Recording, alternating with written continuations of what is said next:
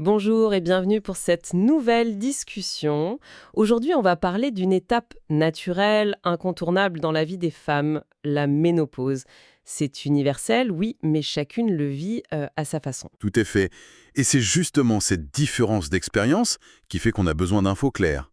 Aujourd'hui, l'idée, c'est de voir comment l'alimentation peut être un vrai soutien pour mieux vivre cette période, pour atténuer un peu les choses. Et sans jargon compliqué, hein. Super. Alors, pour commencer, juste un petit rappel, la ménopause, c'est quoi au juste?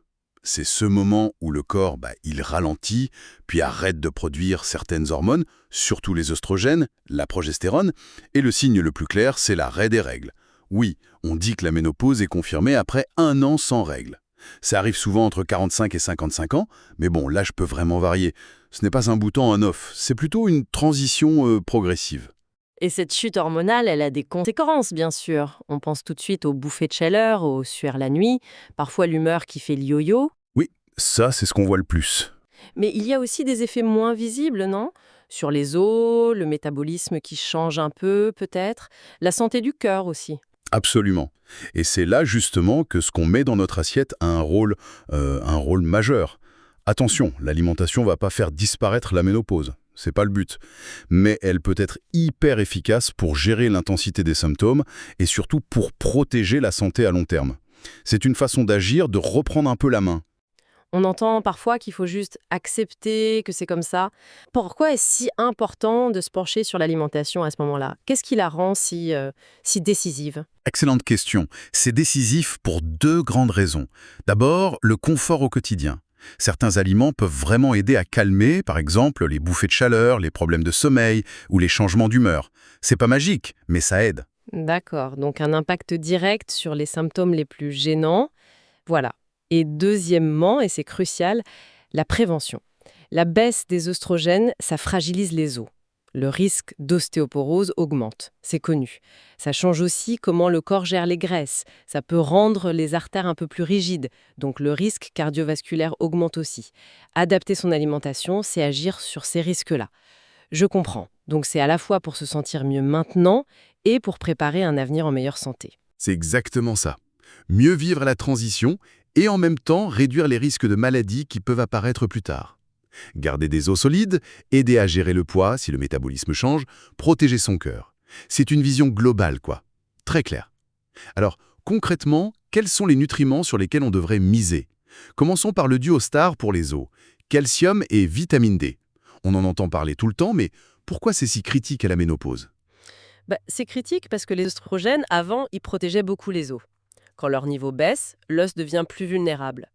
Le calcium, c'est le matériau de base de l'os, et la vitamine D, elle, c'est un peu la clé qui ouvre la porte pour que le calcium soit bien absorbé et utilisé par le corps. Sans assez de vitamine D, même si on mange plein de calcium, ça sert pas à grand-chose. Ils vont ensemble. Est un peu moins disponible. Ah oui, oui. Et puis les amandes, les graines de sésame. Et un truc super, les petits poissons qu'on mange avec les arêtes, genre sardines en boîte. Pour la vitamine D, bon, la meilleure source, c'est le soleil, avec modération bien sûr. Dans l'assiette, c'est surtout les poissons gras, saumon, maquereau, les œufs aussi, et les produits laitiers qui sont souvent enrichis. Mais en hiver, ou si on sort peu, une supplémentation peut être utile. Faut en parler à son médecin. D'accord, noté pour le duo calcium-vitamine D. Maintenant, parlons des fameux phytoestrogènes. Le nom est un peu technique, c'est quoi exactement? Et est-ce que ça marche vraiment? On entend un peu tout et son contraire, non? Oui, c'est un sujet débattu. Surtout parce que les effets varient beaucoup d'une femme à l'autre, et même d'une étude à l'autre. En gros, les phytoestrogènes, c'est des composés qu'on trouve dans certaines plantes. Leur structure chimique ressemble un peu à celle de nos oestrogènes. Ah, d'accord. L'idée, c'est qu'ils pourraient se fixer là où les oestrogènes se fixent normalement et avoir une action un peu similaire, mais beaucoup plus faible. Certaines études suggèrent que ça pourrait aider pour les bouffées de chaleur, par exemple. Mais c'est pas une solution miracle universelle, faut être clair. Intéressant quand même. Et si on veut essayer d'en consommer un peu plus, on se tourne vers quels aliments? Les plus connus, c'est les graines de lin, idéalement moulues, c'est mieux pour l'absorption, et le soja. Le soja sous toutes ses formes. Tofu, tempeh, edamame, les boissons au soja, les légumineuses aussi, comme les pois chiches, les lentilles et les graines de sésame. C'est pas compliqué, hein? Une cuillère de graines de lin dans un yaourt, du tofu dans un wok, manger des lentilles plus souvent. Ok. Passons à une autre famille importante, les acides gras oméga 3. On les connaît pour le cœur, le cerveau. Pourquoi sont-ils particulièrement intéressants pendant la ménopause? Ah, les oméga-3, ils sont pertinents à plusieurs niveaux ici. D'abord, ils sont anti-inflammatoires. Et l'inflammation, on sait qu'elle peut augmenter avec les changements hormonaux et qu'elle est liée à pas mal de soucis de santé. Mhm. Ensuite, oui, ils sont bons pour le cœur. Ils aident à la fluidité du sang, à la tension. C'est essentiel vu que le risque cardiovasculaire augmente après la ménopause. Et puis, ils sont indispensables pour le cerveau. Ils pourraient aider pour l'humeur, la mémoire. On pense tout de suite aux poissons gras, c'est ça, hein? Oui, c'est la meilleure source directe de PA et de DHA, les deux oméga-3 les plus actifs. 2 portions de poisson gras par semaine, saumon, maquereau, sardines, ce serait l'idéal. Pour celles qui n'en mangent pas, il y a des sources végétales, d'un précurseur, l'ALA. Lesquels? Encore, les graines de lin. Les graines de chia aussi, les noix, surtout les noix de Grenoble, l'huile de colza, l'huile de lin. Le corps transforme un peu cet ALA en EPA-DHA, mais c'est pas très efficace, la conversion est limitée. Il existe aussi des huiles d'algues. Ça, c'est une source végétale directe de PA-DHA. Bien noté. Et pour finir ce tour des nutriments clés, parlons des fibres. On sait que c'est bon pour le transit, mais est-ce que leur rôle va plus loin à la ménopause? Ah, les fibres? Hmm. Mais oui, et c'est bien plus que le transit. C'est absolument central. D'abord, ça aide à contrôler la glycémie, le taux de sucre dans le sang. Les fibres ralentissent l'absorption des sucres.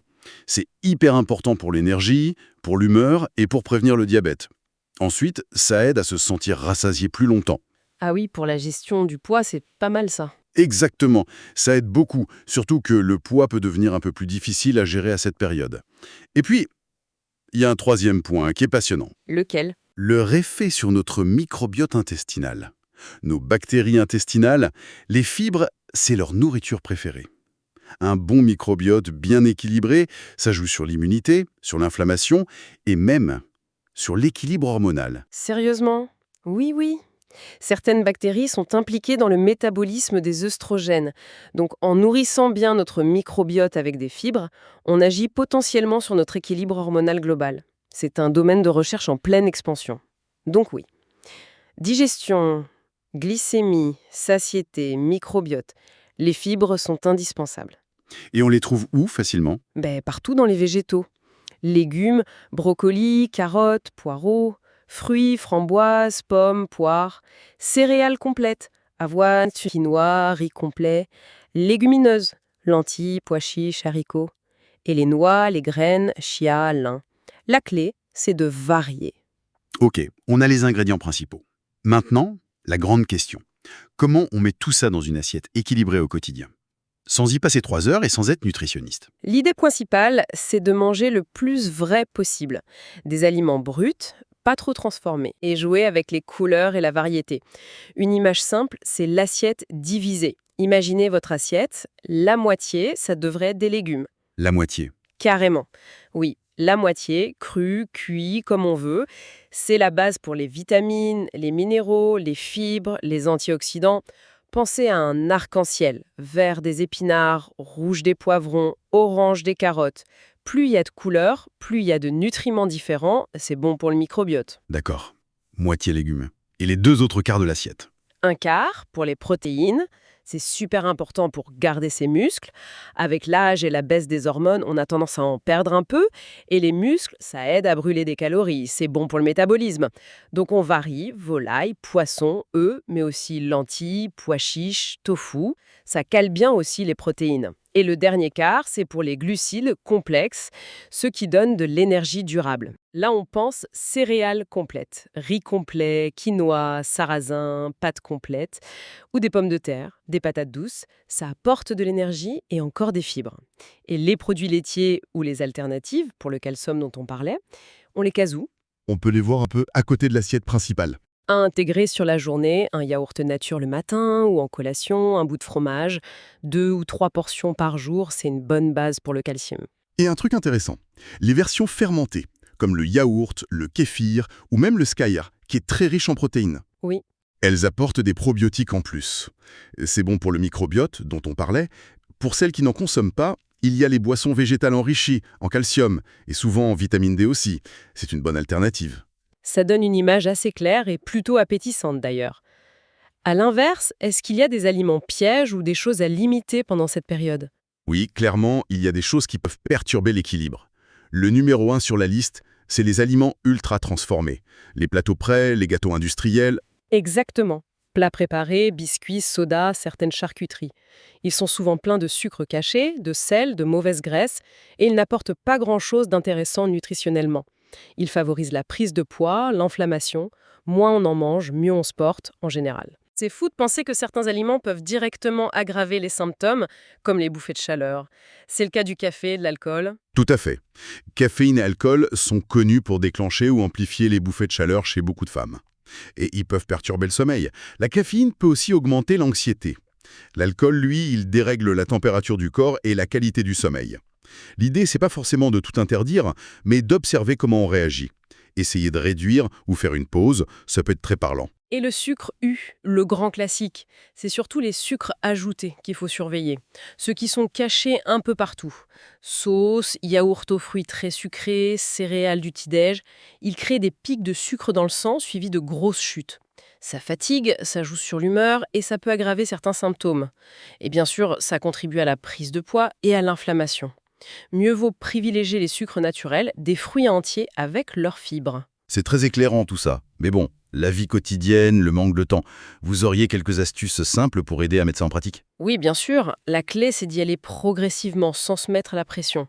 Un premier truc, anticiper un minimum. Pas besoin de faire un plan détaillé pour la semaine, mais juste penser la veille à ce qu'on pourrait manger le lendemain, ça aide à faire de meilleurs choix et à varier. Ça évite de craquer pour la solution de facilité quand on est fatigué ou affamé. L'organisation, oui. Et boire de l'eau.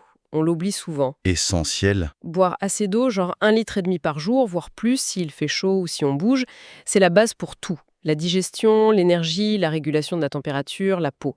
Avoir une gourde sous la main, ça aide bien. Les tisanes sans sucre, ça compte aussi. On a beaucoup parlé de l'assiette, mais bouger, faire de l'exercice, c'est important aussi, j'imagine. Ah mais c'est l'autre pilier, indispensable. Bouger régulièrement, ça aide à garder les muscles importants pour le métabolisme, ça renforce les os avec le calcium et la vitamine D, ça aide à gérer le poids, ça améliore l'humeur, le sommeil. Le top, c'est de mélanger un peu d'endurance, marche rapide, vélo, et un peu de renforcement musculaire, yoga, pilates, petit poids. Un autre point pratique, faire attention aux quantités. Parfois, le métabolisme ralentit vraiment un peu. Ça veut dire qu'on a besoin d'un peu moins de calories qu'avant pour maintenir son poids. Écouter sa faim, sa satiété, manger doucement, savourer. Ça aide à ajuster les portions naturellement, sans se sentir privé. Et la question des compléments alimentaires, elle revient souvent. Ils peuvent aider, oui, en soutien, mais jamais pour remplacer une bonne alimentation. Si on manque vraiment de quelque chose, la vitamine D, c'est fréquent, ou si certains symptômes persistent malgré tout, on peut en discuter avec un professionnel de santé, médecin, pharmacien, diététicien. Mais la priorité, ça reste l'assiette. Merci beaucoup, c'était vraiment très complet. Si on devait retenir les messages essentiels de notre discussion, le message principal, c'est que l'alimentation est vraiment une super alliée pour traverser cette période plus sereinement. C'est pas une question de régime strict, mais plutôt de manger des aliments le plus naturels possible. Beaucoup de végétaux, légumes, fruits, légumineuses, céréales complètes, des bonnes protéines à chaque repas, des bonnes graisses comme les oméga 3, sans oublier le calcium, la vitamine D et l'importance capitale des fibres. Et en même temps, faire attention aux produits ultra transformés, au sucre ajouté, et voir comment on réagit personnellement au café et à l'alcool. Et se rappeler que chaque femme est unique. Exactement. Il n'y a pas une recette magique qui marche pour tout le monde. Le plus important, c'est d'écouter son corps, ses sensations, d'essayer des choses avec bienveillance et de trouver petit à petit son propre équilibre, celui qui apporte de l'énergie, du confort, du bien-être. C'est un chemin personnel. Et pour finir, peut-être une dernière idée, une piste à explorer ? Peut-être justement ce lien fascinant et qu'on comprend de mieux en mieux entre notre intestin, notre fameux deuxième cerveau, et notre équilibre hormonal général. On a parlé des fibres, des aliments fermentés comme le kéfir, les yaourts. S'intéresser à comment chouchouter son microbiote intestinal, ça pourrait bien être une autre clé, très prometteuse, pour trouver plus d'harmonie pendant cette transition. C'est une piste d'exploration personnelle, je pense, qui a beaucoup de potentiel.